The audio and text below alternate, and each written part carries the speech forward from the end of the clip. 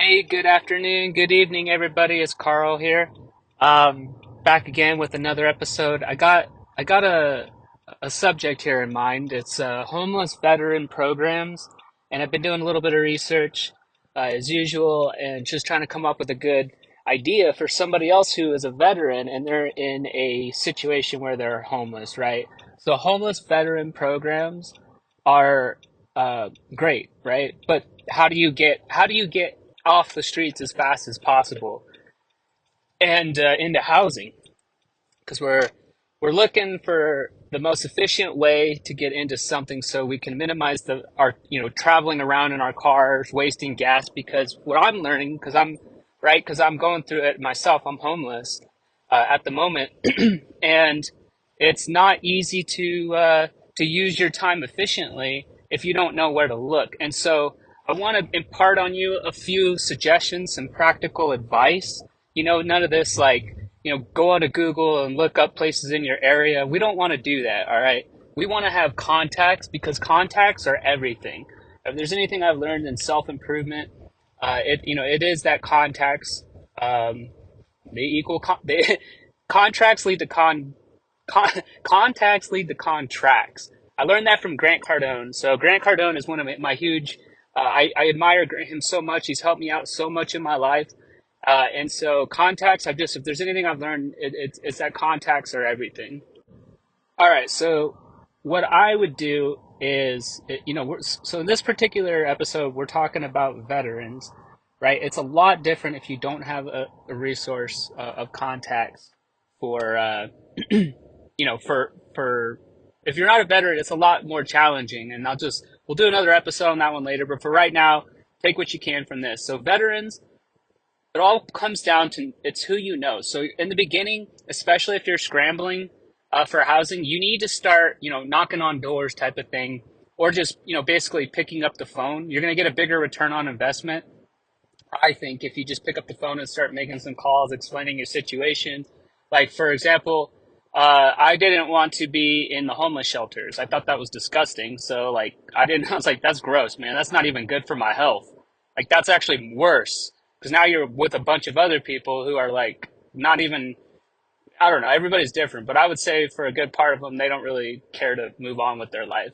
But for me, if you're like me, man, I'm trying to scramble. I'm trying to get into that next phase of my life as fast as possible. So, you know, it's easy. So, yeah, you want to have contacts. You want to start writing these down. For me, it's a database. For you, I have no idea where you're at in your life, but I would say get an Excel spreadsheet and just start writing down these names. You need to start getting organized. It's a lot easier. And then what I would do is I would take that database or that spreadsheet, and I've given this a lot of thought, but you want to start looking for locality. So Utah is where I'm at. I'm going through it. So what I do is I start looking around in my contacts of everybody who's in Utah. That's the first thing. And then, as I'm scanning through, I'm looking at it. I'm like, okay, well, there is this many people that live like in Salt Lake versus like Provo or someplace down south where they really can't help me. Right. So, and that's going to be based on your situation. So I'm kind of doing some thinking here. And the next thing you want to do is you want to make sure you have that telephone number. I like personal telephone numbers. It's a better contact for me is someone who has known me for a while, who I have a relationship with. It's sometimes though, I think like for me, I've had to make a lot of new contacts with people, especially at the VA hospital. And so that made it a little bit more. I mean, it's great. You're filling up your pipeline, of people that can help you out. Yeah, so the next thing is as you're looking through your spreadsheet or your database, you're trying to identify, and this is something I've given some thought to, but you're looking at the category. So you have locality, which is Utah, or city or whatever, but you also have how can they help you? And typically, what I'm noticing is I want my contacts who are in real estate specifically. I want real estate contacts. I want housing. I want temporary housing. I want homeless. So I'm looking up these keywords in my database to see exactly who can help me. And I think that's really speeding up the process. You know, I'm not going through like alphabetical order or anything like that and just making random calls. But I'm looking for, so as we're talking right now, I'm looking for specific keywords of people that can give me assistance. You know, another good one is like brokerage, or no, what was it? Property managers. That's a great one. Property managers is solid. The reason I say that is because these individuals typically you can do an exchange. I'm all getting all excited just thinking about it now, but it's true. If you have an exchange opportunity where you work on their land in exchange to live rent free, that's a golden opportunity. So it's not always money, especially if you're like me in a hard situation. You can look for property managers in your area that they usually like work for banks or something, but sometimes you just have straight up property management companies, you know, aside from banks. Or what is it called? Real estate. I'm confusing banks with real estate. But a lot of times, real estate brokers know property managers that are looking for people to work the land in exchange for rent, to live rent free. All right, so if we're getting like right down into it, this is the reason I was chopping it all up with all that stuff about finding or looking in your database and all that stuff is to save you time. Because what I learned, and I learned the hard way, is that you are going to be like on waiting lists and stuff before you actually get into these programs. Because one of the mistakes that I made was thinking I was just going to get right in. The VA hospital was just going to have a bed waiting for me, and that's not necessarily the case. There's always that vetting process. So you're going to have to be mindful of that waiting period. So like I said, it's been about 3 weeks now. Has it been? It's been over 3 weeks. I'm going on almost 4 weeks of being homeless, and I still haven't gotten into anything. But I've had multiple interviews, but I've been able to make contacts, and I've been able to label them accordingly, like Utah housing, VA hospital, recent contacts that, I'm able to kind of like sort through that. So this is huge, everybody. You have a database, you have a powerful system in front of you.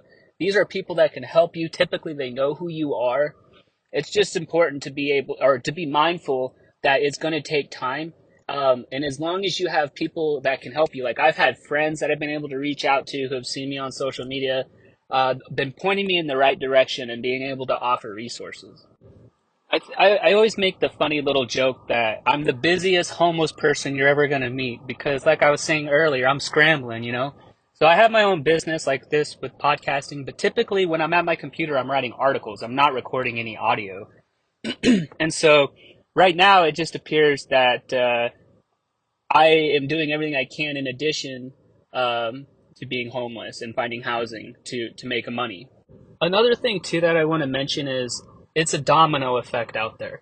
You have to really stay on top of what you're doing, especially when it comes to internet activity, paying bills, responding to phone calls, making sure your devices are charged properly, making sure that you're using every bit of time as useful as possible, in addition to quality sleep. I understand that it's very challenging. I know with me having PTSD and being hyper aware all the time, it's hard for me to find a good location to fall asleep, right? Because you're kind of like, I don't know, looking over your shoulder, to make sure the place is safe for you to sleep and stuff.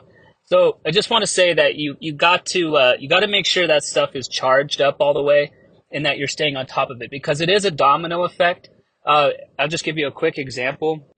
I was in Ogden, Utah, and I was trying to pay gas, buy gasoline, and I was using one one particular mobile app, and all of a sudden it just didn't work, and then it just like what it felt is that it shut down my entire app with all my money and everything. That is what I mean by a domino effect. It just ruins your whole day. Or for example, another one is like you thought you had it in order that you were going to pay your cell phone bill, and then like for me, I'm with AT&T. So say I didn't pay my AT&T bill, just for some reason the money wasn't in the account. Then it just shuts down the whole operation. Or another great thing that comes to mind actually is keeping track of your belongings. I make mistakes. I'm human. But there have been times when I've been able to correct myself and say, hey, Carl, what you did right there probably wasn't the best idea. All it takes is one situation for you to lose it. So, like, imagine if I just left my bag, like at Starbucks on the bench, and all of a sudden I come back from the restroom and it's gone. Everything My laptop is just wiped away. You know what I mean? So you have to, in these types of situations, it's really important that you reduce your mistakes. The cost is just too great. Yeah, and I've had some really good days here, and I'm grateful for them. But I never take my eye off the ball, and that is making sure that to the best of my knowledge, reducing the cost. Meaning, let's try to avoid getting injured. Let's avoid trying to have confrontations. I know we can fight, but let's try to avoid as much as possible. We just don't want to create any more problems or increase the number of problems if we don't have to. Because remember, we're trying to find a place that we can put our head at night. And we're trying to move forward in life, not backwards. And it's this teaching that has allowed me to get a little bit more intentional about my day. I do wake up with a sense of purpose. I start fine tuning the way that I approach my day, whether it's looking at the things I need to do. I think we just have to keep in mind that we're looking for programs specifically for homeless people and veteran related. And it's not going to be easy. There's going to be a lot of overwhelmingly amount of resources. And sometimes you just have to know when some are more important than others. Like you just have to call your shot and take it. And so that's what I've been able to do. But really keeping things tight into one location the best you can is really important. Unless that person's willing to pay for your gasoline to get there or offer a ride sharing program or get you like have a shuttle or something, it's just really important to make sure that you're using your time wisely as we're looking for programs. I want to take this moment to acknowledge people that are on the other end who are providing these resources for homeless people. And that's why I am making this episode, I think, is because I want people to see it's a little bit more urgent than what appears, textbook wise, like step one, step two, because we're talking about hunger, we're talking about resources, we're talking about energy, and there's only a finite amount. And if I had one wish, it's that there was different kinds of housing that we could somehow put us in. Something overnight. Like I've been talking to a few friends, and it's just mind blowing that with all the resources and the attention on suicide and stuff like that, I'm starting to think it's because nobody wants to go to a homeless shelter that is disgusting. And I'm using that word probably lightly because it's more than disgusting. It's gross, man. I didn't even want to get out of my car. So that's how like gross that is, man. That's more detrimental. Anyway, I'm saying that there needs to be different, like somehow there needs to be different categories of housing for people that you can kind of gauge that like they're taking their life seriously. I don't know if that's prejudice. I don't know what the heck that looks like, but there needs to be something, man, because that's all I need is like you give me like 6 months, man, and I'll have my business going again, and I'll be able to find my own place. And then, so there's people like waiting on, claims, like VA claims and stuff. So I'm just saying that it's easy to be on the outside looking in, but until you go through it, like I am right now, and putting yourself in my shoes, then you'll really start understanding like how we need to adapt the program, right? I understand it's all clinical. There's case intake managers. I get all that. And so I just want to shine on you if there's anything in your power that you can do. I understand that we can't always change anything or in everything, but if you're in a position to make that change, I hope you know that we need immediate, healthy, and quality facilities. So as we near the end of this episode, we still have a little bit more to talk about, but as we near the end of this one, I want to invite you to take out your wallets and send me some money, baby, because I am starving. I need something in my system. I need some shelter. I need some gas. I need a massage. Dude, this is a lot of stress. So I put a lot of effort into this. I have a great attitude, as you can see, as I'm going through this. I'm not complaining. It may not be my fault, as I've learned, but it is my problem, and I'm doing what I can to get through it. So I'm definitely reaching out today. If you're out there, man, send me some money, because you know what? I appreciate it. I appreciate every little bit. I don't complain. I just keep on trying, one day at a time, and I'm just so grateful for everybody who has helped me this far. And so I want to take this opportunity to invite you to take out your wallets today and just make a massive donation to one of those links in the show notes. I'm being charismatic here, but I really am grateful, and I appreciate it. I hope that you can help me out. I love seeing this. It fuels me. This is what I want to do for the rest of my life.